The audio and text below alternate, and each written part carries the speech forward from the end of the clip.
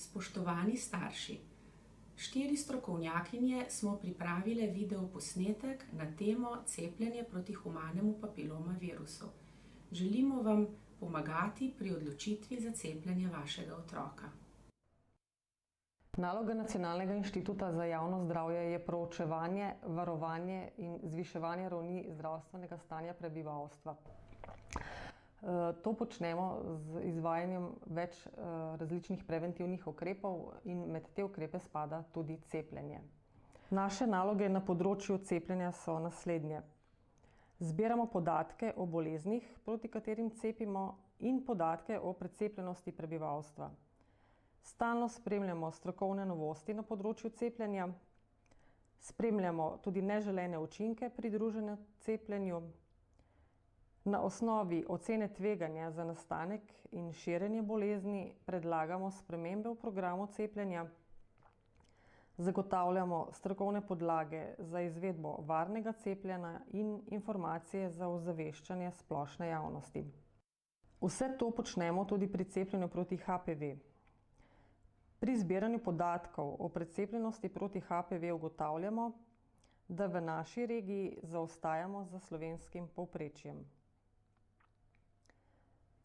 Zato želimo o možnosti, ki jo za zaščito pred HPV predstavlja cepljenje, ozavestiti čim širši krog prebivalstva. Radi bi vam povedali, da je res velika škoda, če možnost cepljenja proti HPV zavrnemo. Cepljenje je namreč vrednota, tako cepljenje proti otroškim boleznim kot proti HPV. V ambulantah se ginekologi vsak dan srečujemo s posledicami okužb s HPV virusom. Najpogosteje se dekleta in žene na nas obračajo zaradi težav z genitalnimi bradavicami oziroma kondilomi. Kondilomi so najpogostejša spolno prenosljiva bolezen v Sloveniji.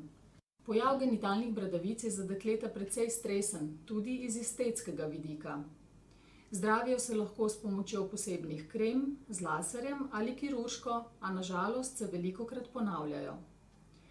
Druga težava, povezana z okužbo s HPV virusom, so predrakave in rakave spremembe na materničnem vratu. Za zgodnje odkrivanje predrakavih sprememb na materničnem vratu je pomembno, da ženske redno hodijo na odvzem brisov materničnega vratu po programu Zora, česar se dekleta in žene v Sloveniji relativno redno udeležujejo. Pri svojem delu se vsakodnevno srečujemo s patološkimi brisi materničnega vratu, ki so posledica okužbe s HPV virusom. Na žalost, pogosto tudi pri zelo mladih ženskah, ki še niso rodile. Ženske, pri katerih je bil ugotovljen patološki bris materničnega vratu, potrebujejo nadaljnjo obravnavo v kolposkopski ambulanti. V kolposkopski ambulanti ginekologi s pomočjo posebnega mikroskopa, ki se mu reče kolposkop, in uporabo posebnih barvil natančno pregledamo maternični vrat, nožnico in zunanje splovilo. Če ugotovimo na materničnem vratu, nožnici ali zunanjem splovilu bolezenske spremembe, naredimo tudi biopsijo oziroma vščip enega ali več manjših vzorčkov tkiva, ki jih pošljemo na preiskavo, da se ugotovi, v kakšni stopnji so bolezenske spremembe izražene.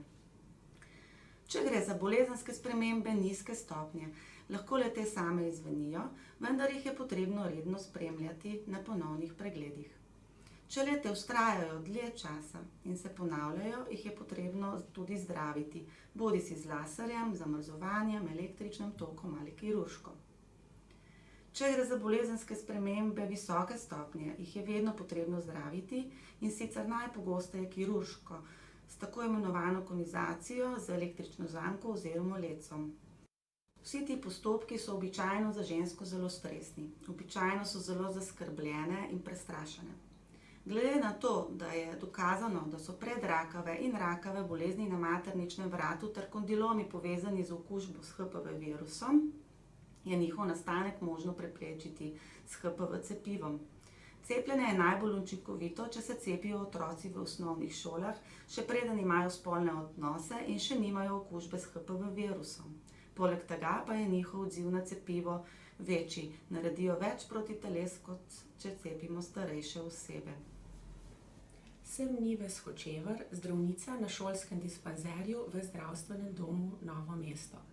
Pomembna dejavnost mojega dela je preventivna dejavnost, to pomeni cepljenja in sistematski pregledi šolskih otrok in mladine.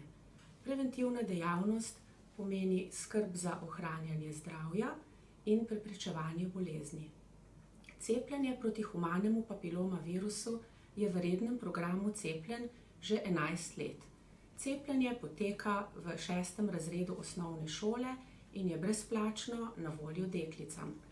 Seveda se cepijo lahko tudi dečki, vendar zaenkrat samo plačniško. Pričakujemo in upamo, da bo ta razlika po spolu čim prej odpravljena.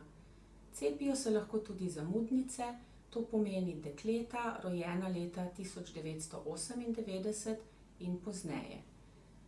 Pri cepljenju do 15. leta sta dovolj 2 dozi, pri starejših dekletih, torej pri starosti deklice nad 15 let, je potrebno opraviti 3 doze cepljenja.